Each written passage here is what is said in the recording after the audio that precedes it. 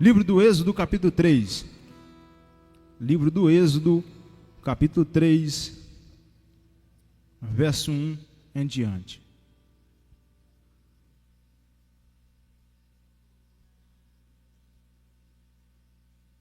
Está escrito: apacentava Moisés o rebanho de Jetro, seu sogro, sacerdote de Midian. E levando o rebanho para o lado ocidental do deserto, chegou ao monte de Deus, a Horebe. Apareceu-lhe o anjo do Senhor numa chama de fogo, no meio de uma sarça. Moisés olhou, e eis que a sarça ardia no fogo, e a sarça não se consumia. Então disse consigo mesmo: irei para lá, e verei essa grande maravilha, porque a sarça não se queima. Vendo o Senhor que ele se voltava para ver, Deus do meio da sarça o chamou e disse: Moisés, Moisés. E ele respondeu: eis-me aqui. Deus continuou: não te chegues para cá, tire a sandália dos pés, porque o lugar em que estás é terra santa. Disse mais: eu sou o Deus de teu pai, o Deus de Abraão, o Deus de Isaque e o Deus de Jacó. Moisés escondeu o rosto, porque temeu olhar para Deus. Disse ainda o Senhor: certamente vi a aflição do meu povo que está no Egito, e ouvi o seu clamor por causa dos seus exatores. Conheço-lhe o sofrimento. Por isso desci, a fim de livrá-lo da mão dos egípcios, e para fazê-lo subir daquela terra a uma terra boa e ampla, terra que mana leite e mel. Meus irmãos, eu acredito que todos que aqui estão já ouviram falar da história de Moisés. Moisés, um menino que nasce em meio a um momento difícil de sua vida, até porque Faraó tinha decretado na terra a morte de todas as crianças do sexo masculino. Nesse tempo Moisés nasce, ele é escondido por sua mãe, e a promessa que estava sobre a vida de Moisés era que ele seria o libertador do povo de Israel de dentro do Egito. O povo de Israel, aproximadamente 400 anos, está sendo escravizado dentro do Egito. Moisés nasceu, foi criado pela filha de Faraó, e o seu próprio nome já significa aquele que é tirado ou tirado da água. Moisés cresceu no palácio até o dia que ele comete um assassinato dentro do Egito, e por isso ele precisa sair de dentro do Egito. E apacentando as ovelhas de seu sogro Jetro, diz a Bíblia que ele viu uma sarça que pegava fogo, mas a sarça não se consumia. Naquele tempo era normal que a sarça pegava fogo, só que a sarça, quando pegava fogo, a sarça se consumia. Essa é diferente. A sarça pega fogo, mas a sarça não se consome. Moisés olha para ela e fala: vou chegar perto dela para ver essa grande maravilha que está acontecendo, pastor Ezequiel. Diz a Bíblia que quando Moisés olha para a sarça e diz em seu coração consigo mesmo: irei para ver, Deus no meio da sarça diz a Moisés: Moisés, Moisés. Uma primeira lição desse texto é: quando nós olharmos para a sarça e desejarmos estar perto dela, nós ouviremos a voz de Deus do meio dela. Deus só vai falar conosco quando nós nos aproximarmos dele. Vou repetir isso aqui: Deus só vai falar conosco quando nós nos aproximarmos dele.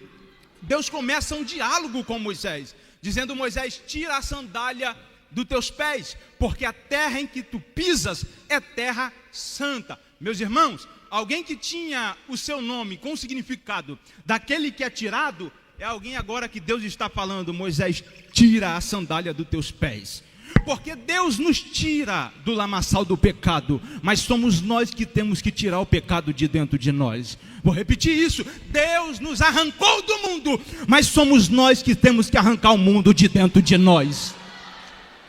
Quando Deus começa o diálogo com Moisés, Moisés passa a temer a Deus ainda mais. Baixa a sua cabeça.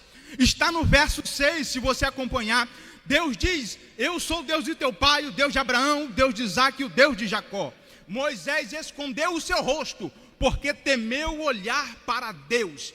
Mesmo assim, ele escondendo o seu rosto, temendo olhar para Deus, Deus não parou de falar com ele, porque o nosso temor ao Senhor só fortalece a nossa comunhão com Ele. Vou repetir isso aqui, porque o nosso temor ao Senhor só fortalece a nossa comunhão com Ele. Está escrito no livro dos Salmos: o Senhor dá ordem aos seus anjos para acampar ao redor daqueles que o temem, ao redor daqueles que o temem, e livra de todo mal.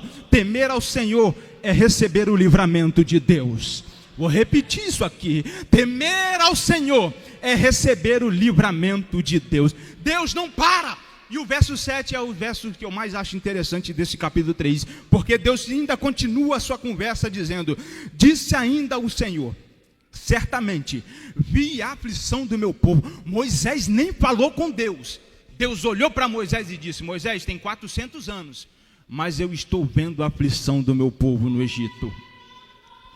Glória a Deus que a irmã aqui já pegou. Deus começa dizendo: Moisés, eu vi a aflição do meu povo que estava no Egito, vírgula, ouvi o seu clamor. Deus não está com os seus ouvidos tapados à nossa oração. Glória a Deus por isso. Deus não está com os seus ouvidos tapados à nossa oração. E por mais que nós estejamos orando, falando com Ele, e não ouvimos a sua voz, como esse povo, 400 anos sendo escravo, um dia Deus falou: eu estou vendo tudo que eles estão passando, eu estou ouvindo a sua oração.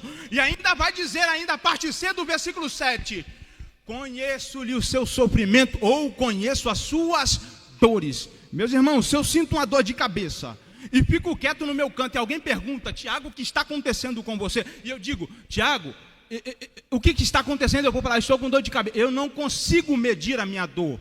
A dor não é mensurável. Uma dor que eu senti é diferente que o pastor Ezequiel Alexandre vai sentir, ou que o pastor Ronei vai sentir.